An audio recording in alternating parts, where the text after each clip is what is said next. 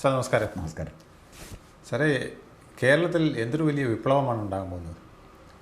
അതിൻ്റെ തുടക്കക്കാരൻ എന്ന് പറയുന്നത് ഈ ശ്രീധരൻ എന്ന മെട്രോമാനാണെന്ന് കേൾക്കുമ്പോൾ എനിക്ക് രോമാഞ്ചം കൊള്ളുകയാണ്. അതോടൊപ്പം എനിക്ക് രോഷവും തോന്നുന്നു സാറേ. ആ പാലക്കാട് ജനതയെ സാറേ പുളിങ്കമ്പ് വെട്ടി അടിക്കണം. ഇത്രയും പ്രഗത്ഭനായൊരു മനുഷ്യനെ അവിടെ ഇട്ട് ഒരു നിസ്സാരമായ വോട്ടിനെ തോപ്പിച്ച് കളഞ്ഞല്ലോ. ജാതി, മതം, വർഗീയതയും വെച്ചിട്ട് സാറേ ഒരു മനുഷ്യൻ്റെ വ്യക്തിത്വം അളക്കാൻ ഇവനൊന്നും കഴിവില്ലേ സാറേ? എന്തൊരു ചെറ്റത്തരമാണ് അവിടെ കാണിച്ചതെന്ന് ഞാൻ ഇപ്പോഴാണ് ആലോചിച്ച് പോകുന്നത് സാറേ. ഞാൻ പറയാൻ കാര്യം, അദ്ദേഹത്തിൻ്റെ ഹൈസ്പീഡ് റെയിൽ പ്രോജക്റ്റിനെ കുറിച്ച് ഞാനിപ്പോൾ കേട്ടപ്പോഴാണ് മനസ്സിലായത്. സത്യം പറഞ്ഞാൽ പാലക്കാട് ജനത അദ്ദേഹത്തിന് വോട്ട് ചെയ്യാത്തവർ മുഴുവൻ അദ്ദേഹത്തിൻ്റെ കാൽക്കൽ വീണ് മാപ്പ് പറയണം, ഏത്തയിടണം എന്നാണ് എനിക്ക് തോന്നുന്നത്. ഇനി ഞാൻ കാര്യം പറയാം സാറേ. സാറേ, കർണാടകയിലെ വിശ്വേശ്വരയെ കഴിഞ്ഞാൽ ഒരുപക്ഷെ അതിനേക്കാൾ കവച്ചു വയ്ക്കുന്ന വിധത്തിൽ ഇന്ന് ലോകമറിയപ്പെടുന്ന ഒരു ട്രെയിൻ എഞ്ചിനീയറാണ് ഈ മെട്രോമാൻ. അദ്ദേഹത്തിന് മെട്രോമാൻ എന്ന് വിളിക്കുന്നത് തന്നെ അതുകൊണ്ടാണ്. അദ്ദേഹം കൊങ്കൺ റെയിലിൻ്റെ പ്രോജക്റ്റ് ചെയ്തപ്പോൾ തന്നെ അദ്ദേഹത്തിന് ലോകപ്രസിദ്ധനായി. ഇന്ത്യയിലല്ല വേറെ എവിടെയെങ്കിലും ആണെങ്കിൽ അദ്ദേഹത്തിന് ഒരുപക്ഷെ ഒരു നോബൽ പ്രൈസ് കൊടുത്തേനെ ആ വിഷയത്തിൽ. കാരണം എത്ര തുരങ്കങ്ങൾ സാറേ. ഇവിടെ ഇപ്പോൾ ഒരു തുരങ്കം ഉണ്ടാക്കിയപ്പോൾ മലയിടിഞ്ഞ് ആളുകൾ ചത്തു ഇല്ലേ സാറേ? എത്ര പേരെ കൊന്നത്? ഒരു തുരങ്കം തുടങ്ങിയതേ ഉള്ളൂ. ഇത്തരം എത്ര തുരങ്കങ്ങൾ ഉണ്ടാക്കിയാണ് അദ്ദേഹം ആ കൊങ്കൺ റെയിൽ പദ്ധതി നടപ്പിലാക്കിയത്. അതിന് ഇന്ത്യ മുഴുവൻ അപ്രീഷിയേറ്റ് ചെയ്തു, ലോകം മുഴുവൻ അദ്ദേഹത്തെ അപ്രീഷിയേറ്റ് ചെയ്തു. ഏഷ്യയിലെ ഒരു അത്ഭുത മനുഷ്യനായിട്ടാണ് അദ്ദേഹത്തെ കാണുന്നത്. അതുകൊണ്ടാണ് ഞാൻ പറഞ്ഞത് പാലക്കാട് ജനത ചെയ്തത് വലിയ ചതിയായിപ്പോയി സാർ. എന്തായാലും നമുക്കിനി വിഷയത്തിലേക്ക് വരാം സാർ. ഇപ്പോൾ മെട്രോമാൻ്റെ project, high speed rail project Kerala government അംഗീകരിച്ചിരിക്കുന്നു. അപ്പോഴാണ് ഈ പ്രോജക്റ്റിൻ്റെ ഡീറ്റെയിൽസിനെ കുറിച്ച് ഞാൻ കൂടുതൽ അറിഞ്ഞത് സാർ. അത് മെട്രോമാൻ്റെ വാക്കുകളിൽ കൂടെ തന്നെ കേൾക്കാനിടയായി എന്നുള്ളത് ഏറ്റവും ആനന്ദകരമായി സാർ.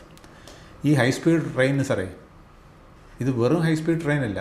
നമ്മുടെ ട്രിവാൻഡ്രം കണ്ണൂർ ഏതാണ്ട് 640ഓളം കിലോമീറ്റർ 3 മണിക്കൂർ 30 മിനിറ്റ് കൊണ്ടാണ് സാർ.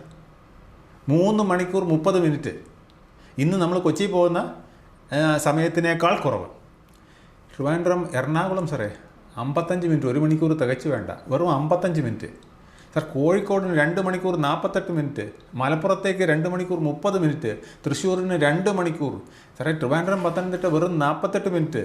സാറിന് ട്രിവാൻഡ്രത്ത് നിന്ന് കൊല്ലത്തേക്ക് പോകണമെങ്കിലേ ഇനി സാറേ ഇപ്പോൾ സാറ് 2 മണിക്കൂർ 2.5 മണിക്കൂർ ഇരിക്കുകയല്ലേ, വെറും 26 മിനിറ്റ് സാറേ. 26 മിനിറ്റ്. സാറ് ഇപ്പോൾ ഇരിക്കുന്ന ഈ സ്റ്റുഡിയോയിൽ നിന്ന് ട്രിവാൻഡ്രം റെയിൽവേ സ്റ്റേഷനിൽ എത്തേണ്ട സമയം മതി സാറിന് ട്രിവാൻഡ്രത്ത് നിന്ന് കൊച്ചിയിൽ കൊല്ലത്ത് സാറിൻ്റെ വീട്ടിലെത്താൻ. എന്തൊരു മാറ്റമാണ് സാർ ഇത്. സാറേ, അത് അതിനകത്ത് ഒരു പ്രത്യേകത തോന്നി സാർ. ഇതിൻ്റെ വേഗതയുടെ കാര്യം പറയുമ്പോഴേ നമ്മൾ കേറിയിൽ കൊട്ടി ഘോഷിച്ചു കൊണ്ടുവന്നു സാർ. നാല് ചോദിക്കണം, ഈ വീട്ടിലെ പാചകം ചെയ്തുകൊണ്ട് സ്ത്രീയെ പോലീസ് ഒന്ന് അറസ്റ്റ് ചെയ്ത് മാറ്റിയിട്ട് അവിടെ മഞ്ഞക്കുറ്റി ഇട്ടേച്ച് പോയി. ഇവന്മാരൊക്കെ തോറ്റില്ലെങ്കിൽ പിന്നെ ആരാ തോക്കേണ്ടത്? അപ്പം പിന്നീട് ജനങ്ങൾ മഞ്ഞക്കുറ്റിയെ തൊട്ടാൽ തൊടുന്നവനെ അറസ്റ്റ് ചെയ്യും പോലീസ്. അങ്ങനെ മഞ്ഞക്കുറ്റി ദിവ്യമായ വിഗ്രഹം പോലെ എല്ലാ വീടുകളിലും സൂക്ഷിക്കണമെന്നാണ് പറഞ്ഞത്. അപ്പോൾ ഈ തോൽവി എന്ന് പറഞ്ഞാൽ ഈ തോൽവി വന്നില്ലായിരുന്നെങ്കിൽ കേരളം നശിച്ചു പോയനായിരുന്നു. അപ്പോൾ മഞ്ഞക്കുറ്റിയുടെ കാര്യം പറഞ്ഞപ്പോൾ ഒരു കാര്യത്ത് ഈ ട്രെയിൻ ഉണ്ടല്ലോ സാറേ, ഇത് അധികവും ആകാശത്തൂടെ പോകുന്നു മാത്രമല്ല, അധികവും ഈ റോഡിന് പാരലായിട്ടും പ്രധാന സിറ്റികളെയും എല്ലാം ബന്ധിപ്പിച്ചുകൊണ്ടാണ് പോകുന്നത്. ട്രിവാൻഡ്രം മുതൽ കണ്ണൂർ വരെയുള്ള പ്രധാനപ്പെട്ട ടൗണുകളെല്ലാം ബന്ധിപ്പിച്ചുകൊണ്ടാണ് പോകുന്നത്. പിന്നെ 4 എയർപോർട്ടിനെയും. അല്ല സാർ, അതിൻ്റെ മറ്റൊരു പ്രത്യേകത, ഈ ട്രെയിൻ എല്ലാം പോകുന്ന ട്രെയിൻ പോകാത്തൊരു സ്ഥലത്തോട് ട്രെയിൻ പോകുന്നുണ്ട്, പത്തനംതിട്ട വഴി. അതാണ് പത്തനംതിട്ടയിലേക്ക്. പത്തനംതിട്ടയ്ക്ക് സമയം എത്രയെന്ന് അറിയാം സാറേ? പത്തനംതിട്ടയ്ക്ക് എത്താൻ വെറും 48 മിനിറ്റ്. നമുക്ക് ചിന്തിക്കാൻ നോക്കൂ സാറേ. നമ്മൾ തിരുവല്ലായെന്ന് പത്തനംതിട്ട എത്തണമെങ്കിൽ 48 മിനിറ്റ് കൂടുതൽ. സാറേ, അദ്ദേഹത്തിൻ്റെ പ്രസ് മീറ്റ് ഞാൻ കേട്ടായിരുന്നു. അതിനകത്ത് അദ്ദേഹം അടിവരയിട്ട് പറയുന്നൊരു കാര്യം, 200 കിലോമീറ്ററാണ് ഈ ട്രെയിനിൻ്റെ വേഗത. പക്ഷേ ഓപ്പറേഷണൽ വേഗത 180 കിലോമീറ്റർ കിട്ടും. അതങ്ങനെയാണ്. ഇപ്പോൾ കാറിനകത്ത് ആവറേജ് 120 ആവറേജ്. അപ്പോൾ എന്ന് പറഞ്ഞാൽ ഓട്ടത്തിലൊരു 120-നും 180-നും കിലോമീറ്റർ വേഗത്തിൽ ഇത് ഓടിയെത്തും, എങ്കിലേ അവിടെ എത്താനൊക്കത്തുള്ളൂ. തീർച്ചയായിട്ടും. അപ്പോൾ മെട്രോമാൻ ആയതുകൊണ്ട് സ്പെസിഫിക് ആയിട്ടാണ് പറയുന്നത്. പിന്നെ ഒരു പ്രത്യേകത പറയുന്ന ഒരു കാര്യം എന്ന് വെച്ചാൽ, ഈ ട്രെയിനിൻ്റെ ഏറ്റവും വലിയ പ്രത്യേകത അതിൻ്റെ പങ്ക്ച്വാലിറ്റിയാണ്.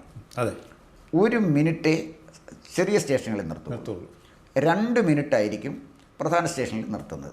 അതേസമയം 2 മിനിറ്റ് കൊണ്ട് പ്രധാന സ്റ്റേഷനിലുള്ള യാത്രക്കാർക്ക് ഇറങ്ങാനും കയറാനും പറ്റും എന്ന് അദ്ദേഹം പറയുന്നത്. ഡൽഹി മെട്രോ അവിടെ 50 സെക്കൻഡ് കൊണ്ടാണ് നടക്കുന്നത്. അപ്പം യാത്രക്കാരത് പരിശീലിച്ചു കഴിഞ്ഞാൽ വളരെ പെട്ടെന്ന് കയറാനും ഇറങ്ങാനും. പക്ഷേ സാറേ, എനിക്ക് അതിലും ഇഷ്ടപ്പെട്ടെന്നാ സാറേ, 20 മിനിറ്റ് നമ്മൾ വെയിറ്റ് ചെയ്താൽ മതി. പീക്ക് ടൈമിൽ 20 മിനിറ്റിനകം ഒരു ട്രെയിൻ വന്നിരിക്കും.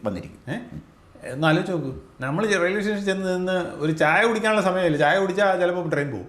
അത്രയ്ക്ക് ഷോർട്ട് ടൈമിൽ ട്രെയിൻ പാസ് ചെയ്യാണ്. ഒന്ന് ഇങ്ങോട്ടും ഒന്ന് അങ്ങോട്ടും. രണ്ട് റെയിലുകളാണ്. അപ്പുറത്തൊരു പ്ലാറ്റ്ഫോം, ഇപ്പുറത്തൊരു പ്ലാറ്റ്ഫോം, അപ്പുറത്തൊരു സ്റ്റേഷൻ, ഇപ്പുറത്തൊരു സ്റ്റേഷൻ. എന്തൊരു അത്ഭുതകരമായ പ്രോജക്റ്റാണ് ഇദ്ദേഹം നടപ്പിലാക്കിയത് സാറേ. അതിൽ ഏറ്റവും പ്രധാനപ്പെട്ട ഒരു കാര്യം, കേരളയിൽ ഞാൻ 1 ലക്ഷം കോടി എങ്ങാണ്ടാ പറഞ്ഞുകൊണ്ട്. അതെ. അപ്പോൾ ഇതിന് ആകെ 56,000 കോടി രൂപയാണ് ലക്ഷ്യമാക്കുന്നത്. പരമാവധി 5 വർഷം കൊണ്ടുണ്ടാകുന്ന മാറ്റം 60,000 കോടി. അതിനകത്തും കൃത്യമായ കണക്ക് അദ്ദേഹം പറയുന്നുണ്ട്. അതിൻ്റെ ഒരു വലിയ ഭാഗം പിന്നെ 51% ഷെയർ കേന്ദ്രം, 49% സ്റ്റേറ്റ്. എന്നിട്ട് അദ്ദേഹം വേറൊരു നിർദ്ദേശം വെക്കുന്നത് എന്നെ ഏറ്റവും ഫാസിനേറ്റ് ചെയ്തൊരു ഐഡിയ, ക്രൗഡ് ഫണ്ടിങ്. അതെ, അതായത് ട്രഷറിയിൽ നിന്ന് ഒരൊറ്റ പൈസ എടുക്കണ്ട. നമ്മുടെ ഈ ലോകത്തുള്ള മലയാളികൾ, ലോകത്ത് വലിയ വലിയ പിന്നെ സമ്പന്നരായ മലയാളികൾ പല രാഷ്ട്രങ്ങളിലുണ്ട്. അവരിതിനകത്ത് താല്പര്യത്തോടെ ഇൻവെസ്റ്റ് ചെയ്യുന്നതാണ് അദ്ദേഹം പറയുന്നത്. സാർ, ഞാൻ സംശയിക്കേണ്ട തന്നെ ഈ അടുത്ത സമയത്തെ ഒരു ചെറുപ്പക്കാരന് അയാളെ വധശിക്ഷയ്ക്ക് വിധിക്കപ്പെട്ടു സൗദി അറേബ്യയിൽ. അവസാനം അയാൾക്ക് അവിടെ ബ്ലഡ് മണി കൊടുക്കണമല്ലോ. ഈ മരിച്ചയാളുടെ കുടുംബാംഗങ്ങൾ ഇയാൾക്ക് മാപ്പ് കൊടുക്കണമെങ്കിൽ അതിന് പണം കൊടുക്കണം.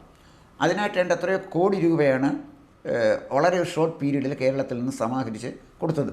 സാർ, കേരളീയരുടെ ഒരു പ്രത്യേകത, ഒരാവശ്യം വന്നാൽ, അതാണ് മലയാളിയുടെ പ്രത്യേകത. 2 പ്രത്യേകതയുണ്ട്. മലയാളി ഒരു ആവശ്യം വന്നാൽ ഉണർന്നെണീറ്റ് സഹായിക്കും. വേറെ ഒരു സ്റ്റേറ്റിലും അത് പറയാൻ പറ്റില്ല. അതേസമയം മലയാളി പൊളിറ്റിക്കലി ഇല്ലിറ്ററേറ്റാണ്, രാഷ്ട്രീയ നിരക്ഷരനാണ്. കാരണം അതാണെന്നറിയും, പാലക്കാട് പിന്നെ നമ്മുടെ മെട്രോ മാനെ തോൽപ്പിച്ചപ്പോൾ ഇടുക്കിയിൽ നിന്ന് അവർ എം എം മണിയെ ജയിപ്പിച്ചു. അപ്പോൾ മെട്രോ മാൻ എന്താ പറയുന്നത്, ട്രെയിൻ ഓടുന്നതിനെ കുറിച്ചാണ്. മണി പറഞ്ഞ പ്രശ്നം സാർ കേട്ടുണ്ട്. ഒരുത്തനെ ഇടിച്ചു കൊന്നു, ഒരുത്തനെ വെട്ടിക്കൊന്നു, ഒരുത്തനെ വെടിവെച്ചു കൊന്നു. പിന്നെ നന്ദിയില്ലാത്തവന്മാര് ഞങ്ങൾ തന്നതിനെ നീ വിഴുങ്ങിയിട്ട് ഒലത്തിയില്ലേ നീ എന്നും പറഞ്ഞുകൊണ്ട് സംസാരിക്കുന്ന എം എം മണിയെ. സാർ, അയാൾ മന്ത്രിയായില്ലേ? അത് വിദ്യുശക്തി മന്ത്രി. ഒന്ന് ആലോചിച്ച് നോക്കി, ഒരു സംസ്ഥാനം അധപ്പതിക്കുന്നതിൻ്റെ അവസാനത്തെ ഉദാഹരണമാണ് നിരക്ഷരനായ, പ്രാഥമിക വിദ്യാഭ്യാസം പോലും ഇല്ലാത്ത, പ്രാകൃതനായ, സംസ്കാരശൂന്യനായ ഒരുത്തിനെ പിടിച്ച് ആക്കും. എന്നിട്ട് വലിയ ആദരണീയനാണ് മണി ആശാൻ. ഈ ആശാനെ കുറിച്ച് തിരുവനന്തപുരത്തുകാരൻ സാറ് കേട്ടുകയാണെങ്കിലും അത് പിന്നെ സുരേന്ദ്രനാഥായിരുന്നു ആശാൻ. ആശാൻ എന്ന് പറഞ്ഞാൽ തിരുവനന്തപുരത്തേക്ക് ഒരു ആശാനേ ഉള്ളൂ. CPIക്കാർക്ക് പിന്നെ സുരേന്ദ്രനാഥിനെ വേണ്ടായിരുന്നു, അവർക്ക് വേണ്ടത് വേറെ ക്രൈറ്റീരിയ. അല്ല, ഈ സാറേ വേറൊരു ആശാനുണ്ട്. ഈ പോഞ്ചാൻ അടിക്കുന്നവരെ പരസ്പരം ഈ ബീഡി കൈമാറിക്കൊണ്ട്, ആശാനെ ഒരു വലി എനിക്ക്, ഒരു വലി നിനക്ക്. ആ ആശാനും ആശാനോ. അപ്പോൾ ആശാനെന്നുള്ളതിന് കുഴപ്പമില്ല, ആശാനും കുഴപ്പമൊന്നുമില്ല. അപ്പോൾ നമ്മുടെ റെയിൽവേ ലൈനാ പറഞ്ഞു വന്നത്. അതെ, അതിലൊരു കാര്യം പറയാനുണ്ട് സാർ. ഈ എനർജിയുടെ കാര്യം, എം എം മണിയുടെ കാര്യം പറഞ്ഞുകൊണ്ടാണ് ഈ ട്രെയിനേ സാറേ സോളാറിലാണ് ഓടുന്നത്. ഇത് ഗ്രീൻ, അതായത് ലോകത്തെ ആദ്യത്തെ ഗ്രീൻ ട്രെയിനാണ്. ലോകത്തിലെ ആദ്യത്തെ ഗ്രീൻ പാതയാണ്. 100% സോളാറിൽ കംപ്ലീറ്റ് ആക്ടിവിറ്റീസ്, സ്റ്റേഷൻ, ട്രെയിന് എല്ലാം ഈ വിധത്തിലാണ് പോകുന്നതെന്ന് പറയുമ്പോൾ. അല്ല, അതുകൊണ്ട് അദ്ദേഹം പറഞ്ഞ മറ്റു കാര്യം ശ്രദ്ധിച്ചു, ഇതിന് മറ്റ് എക്സ്പെൻസസ് ഇല്ല. പവറിന്, അതായത് KSEBക്ക് ഒരു പൈസയും കൊടുക്കണ്ട. അതുകൊണ്ട് അദ്ദേഹം കണക്കൂട്ടിയിരിക്കുന്നത് ട്രിവാൻഡ്രത്തുനിന്ന് കണ്ണൂർ വരെ പോകാൻ AC ഉള്ളൂ. എല്ലാ കോച്ചും ഈ അവിടെ ട്രിവാൻഡ്രം കണ്ണൂരിന് വരുന്നത് 800 രൂപയാണ്. അതാണ് സാധാരണക്കാരൻ്റെ പോക്കറ്റിൽ നിൽക്കുന്ന ഒരു ബജറ്റിൽ ഒരു AC train, high speed train. ഇത് ഗോവിന്ദമാഷ് അപ്പം പിന്നെ വിൽക്കുന്ന കഥയാണ് പറഞ്ഞത്. പക്ഷേ ഇദ്ദേഹം പറഞ്ഞതെന്നറിയാമോ സാറേ, കേരളത്തിലെ വ്യവസായം, വാണിജ്യം, ടൂറിസം, ഇതിനെല്ലാം, അതുപോലെ തന്നെ നമ്മുടെ പോർട്ടുകൾ ഡെവലപ്പ് ചെയ്യുമ്പോൾ അത് ഫിഷറീസ്, ഇങ്ങനെ എല്ലാത്തിനെയും കൂടെ ബന്ധപ്പെടുത്തിക്കൊണ്ട് നമുക്ക് വലിയൊരു വിപ്ലവം ഉണ്ടാക്കാവുന്ന ഒരു പദ്ധതിയാണെന്നാണ് അദ്ദേഹം പറയുന്നത്. ഞാൻ ഈ എയർപോർട്ടുകളെ എല്ലാം കണക്ട് ചെയ്യുമെന്ന് പറയുമ്പോൾ തന്നെ സാർ ആലോചിക്കണം, ട്രിവാൻഡ്രം എറണാകുളം റൂട്ട് ഉണ്ട്, 1 മണിക്കൂർ സംതിങ് അല്ലേ വരുന്നുള്ളൂ ട്രിവാൻഡ്രം എറണാകുളം. അപ്പം നെടുമ്പാശ്ശേരിയിൽ യാത്ര ഇറങ്ങുന്ന ഒരാൾക്ക് നെടുമ്പാശ്ശേരിയിൽ നിന്ന് ട്രെയിനിൽ കയറിയാൽ 1 മണിക്കൂറും ട്രിവാൻഡ്രത്തായിട്ട് വീട്ടിലെത്താം. നിസ്സാര കാര്യമാണോ ഒന്ന് ആലോചിച്ച് നോക്കണം സാറേ. അതുമാത്രമല്ല, ഈ എയർപോർട്ടിൽ നിന്ന്, ഈ എയർപോർട്ട് സ്റ്റേഷനിൽ നിന്നേ എയർപോർട്ടിലേക്ക് വെറും വാക്കബിൾ ഡിസ്റ്റൻസ് ആണ്. മനസ്സിലായില്ലേ? എല്ലാ സിറ്റിയുമായിട്ട്. അവിടെ ഒരു ബാറ്ററി കാർ ഉണ്ടെങ്കിൽ 1 മിനിറ്റ് കൊണ്ട് അയാൾക്ക് തൻ്റെ കൗണ്ടറിൽ പോയി എത്താം. ഈ ട്രെയിൻ ഇറങ്ങുമ്പം ഒരു ബാറ്ററി കാർ അവിടെ നിൽക്കുകയാണെങ്കിൽ ആ ബാറ്ററി കാറിൽ കയറി കഴിഞ്ഞാൽ അയാൾക്ക് ഉടൻ തന്നെ ടിക്കറ്റ് എടുക്കാനുള്ള സൗകര്യത്തിലേക്ക് എത്തുന്നു എന്നുള്ളതാണ്. അതിനേക്കാൾ എനിക്ക് ഇഷ്ടപ്പെട്ട വേറൊരു സാധനമാണ് ഈ ഓപ്പറേഷൻ കോസ്റ്റ്. ഇദ്ദേഹം 33% കുറയുമെന്നാണ് പറഞ്ഞത്. അത് ഈ പവറിൽ സോളാർ വരുന്നതുകൊണ്ടും പിന്നെ ഈ സ്റ്റേഷനുകൾ ആ വിധത്തിൽ സജ്ജീകരിച്ചുകൊണ്ടും ഒക്കെയാണ്. പിന്നെ എനിക്ക് ഏറ്റവും ഇഷ്ടപ്പെട്ടതിനൊരു SPV ഉണ്ടാക്കും, ഒരു സ്പെഷ്യൽ വെഹിക്കിൾ, പർപ്പസ് വെഹിക്കിൾ ഉണ്ടാക്കും. എന്നിട്ട് അത് ഏറ്റവും ക്രിയേറ്റീവായ ആൾക്കാരെ, എഫിഷ്യൻ്റായ ആൾക്കാരെ നിർത്തിക്കൊണ്ട് അത് ഏറ്റവും പെട്ടെന്ന് ഈ സ്കീം 5 വർഷം കൊണ്ട്, വെറും 5 വർഷം കൊണ്ട്, ഇത് പുതിയ റെയിലാണെന്ന് വിളിക്കണം, പുതിയ പാലം, പുതിയ ആകാശത്തൂടെ പോകുന്ന കോൺക്രീറ്റ് പില്ലർ ഇതെല്ലാം വരുത്തിയിട്ട് 5 വർഷം കൊണ്ട് ഇത് നടപ്പിലാക്കുമെന്ന് പറഞ്ഞാൽ ഇതെന്തൊരു പ്രധാനപ്പെട്ട സാധനമാണ് സാറേ. അത് പറ്റുന്നറിയോ, വർക്ക് രണ്ടിടത്തും തുടങ്ങി 2-3 സ്ഥലത്ത് നിന്ന് വർക്ക് ഒരേ സമയത്ത് സ്റ്റാർട്ട് ചെയ്യാം. 5 വർഷം കൊണ്ട് തീർക്കാൻ പറ്റും. തീർച്ചയായിട്ടും സാറേ, കൊങ്കൺ റെയിൽവേ നിശ്ചിതമായി സമയത്ത് തീർത്ത ആളാണ്. ലോകത്തിലെ ഏറ്റവും ദുർഘടമായ പാതയാണ് കൊങ്കൺ റെയിൽവേ. നിരവധി തുരങ്കങ്ങൾ, സാറ് പറഞ്ഞ പോലെ വലിയ ഉയരമുള്ള റെയിൽവേ പാലങ്ങൾ ഇതെല്ലാം തീർത്താണ് അദ്ദേഹം തീർത്തത്. 5 കൊല്ലം കൊണ്ട് കേരളം പോലെ ഒരു സ്ഥലത്ത് റെയിൽവേ തീർക്കാമെന്ന് പറഞ്ഞാൽ 4.5 വർഷം കൊണ്ട് തീർക്കും. പിന്നെ 56,000 കോടി തൊട്ട് 60,000 കോടി വരെ ചെലവ് വരുന്നുള്ളൂ. അപ്പോൾ വളരെ ഈസി ആയിട്ട് ഭൂമി ഏറ്റെടുക്കാതെ ഇത് ചെയ്യാമെന്നുള്ളതാണ്. ഭൂമി ഏറ്റെടുക്കേണ്ട, ആരുടെ നെഞ്ചത്ത് മഞ്ഞക്കുറ്റി ഇടണ്ട, എന്തൊരു വിപ്ലവമാണ്. ഏറ്റവും വലിയ എനിക്ക് ഏറ്റവും ഇഷ്ടപ്പെട്ട സാറേ, 54,000 യാത്രക്കാർ ഒരു പെർ ഡേ തുടക്കത്തിൽ, പിന്നീട് അത് 2.4 lakhs, അതിൻ്റെ 5 ഇരട്ടിയാണ് വരുന്നത്. ഏതാണ്ട് 5 ഇരട്ടി ജനങ്ങളെ ക്യാരി ചെയ്യാൻ പറ്റുന്ന വിധത്തിൽ ഈ ട്രിപ്പ് മാറാൻ പോകുന്നു എന്ന് പറയുന്നത് പുറമേ നമ്മുടെ റോഡിലെ ഗതാഗതം ഏതാണ്ട് ഷിഫ്റ്റ് ചെയ്യാൻ പോകണമെന്ന് പറഞ്ഞു. റോഡ് ഗതാഗതം ട്രെയിനിലേക്ക് ഷിഫ്റ്റ് ചെയ്യാൻ പോകണം. അപ്പോൾ എത്ര വലിയ റോഡിൻ്റെ ക്രൗഡ് കുറയുന്നു. അപ്പോൾ അത് നമ്മുടെ പോർട്ടുകളിൽ നിന്ന് വരുന്ന കാർഗോയ്ക്കും മറ്റുമൊക്കെ പോകാനുള്ള സൗകര്യത്തിന് അതങ്ങ് വിട്ടുകൊടുക്കാം. ജനത്തിന് ആക്സിഡൻറ്റ് കൂടാതെ, ഇന്ന് എന്തൊരു ആക്സിഡൻ്റാണ് ഈ ഹൈവേയിലൊക്കെ നടക്കുന്നത്. ഹൈവേയിലും MCയിലും ഒക്കെ നടക്കുന്ന ആക്സിഡൻറ്റുകൾ പോലും കുറയും ഈ ഒരൊറ്റ ട്രെയിൻ സംവിധാനം വന്നു കഴിഞ്ഞാൽ. ഇത് കേരള വികസനത്തിൻ്റെ ഏറ്റവും വലിയ റോൾ മോഡലാണ് സാർ. ഇത് എന്തായാലും VD സതീശൻ കോൾ അടിച്ചു. അത് അതിനകത്തൊരു കാര്യം കൊണ്ടുണ്ട് സാർ. അത് കൃത്യമായിട്ട് അദ്ദേഹത്തിൻ്റെ സർവീസ് ഉപയോഗിക്കാൻ കഴിയണം. 1. 2, VD സതീശൻ ഗോൾ അടിച്ചു എന്ന് പറയുമ്പോൾ സാർ ഒരു കാര്യം ആലോചിക്കണം. 51% ഷെയർ സെൻട്രൽ ഗവൺമെൻറ്റിൻ്റെയാണ്. അത് സെൻട്രൽ ഗവൺമെൻറ്റുമായിട്ട് ചർച്ച നടത്തണം. സെൻട്രൽ ഗവൺമെൻറ് ഏറ്റെന്ന് പറഞ്ഞു 51% കാര്യം ഞാൻ ഏറ്റു. 49% നിങ്ങൾ സമ്മതിച്ചാൽ മതി. നിങ്ങൾ പൈസ തരണ്ട, ട്രഷറിയിൽ നിന്ന് ഒറ്റ പൈസയും തരണ്ട. നമുക്ക് ക്രൗഡ് ഫണ്ടിങ് വഴി നല്ല അന്തസ്സുള്ള മലയാളികൾ അധ്വാനിച്ചുണ്ടാക്കിയ പണം നമുക്കിവിടെ ഇട്ട് അവർക്ക് ലാഭവും കൊടുക്കുന്ന വിധത്തിൽ നമുക്ക് ഈ പദ്ധതി നടപ്പിലാക്കാമെന്ന് മെട്രോമാൻ പറയുമ്പം ആരും വിശ്വസിച്ചു. സാർ, നമ്മുടെ മുന്നേ തെളിവ് കിടക്കില്ലേ നെടുമ്പാശ്ശേരി എയർപോർട്ട്? അതെ. അന്ന് അത് അവിടെ ഷെയർ എടുക്കാതിരുന്ന പിന്നീട് പല സുഹൃത്തുക്കളും പറഞ്ഞു മണ്ടത്തരമായി പോയി എന്ന് പറഞ്ഞു. ഇത് അപ്പം ഗോവിന്ദ മാഷ് പറയും പോലല്ല, മെട്രോമാനാണ് പറയുന്നത്. അതുകൊണ്ട് ജനം വിശ്വസിക്കും.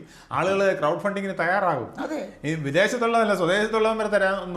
സാറേ, ക്രൗഡ് ഫണ്ടിങ് ഒന്നും കേരളത്തിൽ പ്രശ്നമേ അല്ല. ഇഷ്ടം പോലെ പണം കിട്ടും, ജനങ്ങൾക്ക് കൊടുക്കാം. ഇതിലെല്ലാം ഉപരിയായിട്ട് ഈ വളരെ വേഗത്തിൽ തിരുവനന്തപുരത്തു നിന്ന് കണ്ണൂർ വരെ പോകാൻ കഴിയുന്നു എന്ന് പറഞ്ഞാൽ നമുക്ക് സങ്കല്പിക്കാൻ, കേരളത്തിൽ, വിദേശ രാജ്യങ്ങളിലൊക്കെ പറ്റും, കേരളത്തിൽ ഇത് സങ്കല്പിക്കാൻ കഴിയാത്ത ഒരു മെഗാ പ്രോജക്റ്റാണ്. അത് നിശ്ചിതമായ സമയത്തിനകത്ത് ഇത് 5 വർഷം കൊണ്ട് തീർക്കുന്നതിൻ്റെ പകുതി എത്തിയാൽ സാർ സംശയിക്കേണ്ട, 15 വർഷം നമ്മുടെ VD സതീശന് കേരളം ഭരിക്കാൻ പറ്റും. ഒറ്റ കാര്യം മതി, 3-ാം ഊഴം VD സതീശന് കിട്ടും സാറേ, കൃത്യമായിട്ട് തീർത്താൽ. അതാണ് ഞാൻ പറഞ്ഞത്. VD സതീശൻ്റെ ഒരു ഗുണമുണ്ട്, നല്ല പരന്ന വായനയുള്ള ആളാണ്. പിന്നെ കണ്ടിടത്തോളം നല്ല ഇച്ഛാശക്തി ഉണ്ട് സാറേ. നടക്കും എന്ന് പറഞ്ഞാൽ നടത്തും. ഈ പറയുന്നവൻ്റെ ഒരു സമ്മർദ്ദത്തിനും വഴങ്ങത്തില്ല. വേണ്ടെന്ന് വെച്ചേച്ച് പോകാനുള്ള മനസ്സോടാണ് അദ്ദേഹം ഈ മുഖ്യമന്ത്രി സ്ഥാനം ഏറ്റെടുത്തതെന്നാണ് എൻ്റെ വിശ്വാസം. അതുകൊണ്ട് കോൺഗ്രസിനകത്തെ കാലുവാരൽ നടക്കില്ല, ഗ്രൂപ്പിസം നടക്കില്ല, സഹകരിച്ച് പോകല്ലാതെ അവർക്ക് വേറെ മാർഗ്ഗമില്ല. ഈ പറഞ്ഞ പോലെ ചില വർഗീയ ശക്തികൾ അങ്ങനെ ഒന്നും ചെയ്യാൻ പോകുന്നില്ല. കൃത്യമായിട്ട് കേരളത്തിൽ നന്നായിട്ട് വികസനം നടക്കും. മെട്രോമാൻ്റെ സങ്കല്പം അദ്ദേഹത്തെക്കൊണ്ട് തന്നെ നടപ്പിലാക്കാൻ VD സതീശന് കഴിയട്ടെ എന്ന് മാത്രമാണ് എൻ്റെ ഒരു ആഗ്രഹം. എനിക്കൊരു പ്രാർത്ഥനയുള്ളൂ, ഈ വിധത്തിൽ വലിയൊരു മനുഷ്യനെ പാലക്കാടിട്ട് തോൽപ്പിച്ച വർഗീയവാദികൾക്ക് വേണ്ടി അവർ മാപ്പ് ചോദിച്ചില്ലെങ്കിൽ ഞാൻ മാപ്പ് ചോദിക്കുന്നു. മെട്രോമാൻ പൊറുക്കണം. Yes, okay sir. കൂടുതൽ വാർത്തകളും വിശേഷങ്ങളും നേരിട്ട് ലഭിക്കാൻ ജനങ്ങളിൽ നിന്ന് ജനങ്ങളിലേക്ക് ജനഭൂമി ന്യൂസ് സബ്സ്ക്രൈബ് ചെയ്യൂ. ബെൽ ബട്ടൺ അമർത്താനും മറക്കരുത്.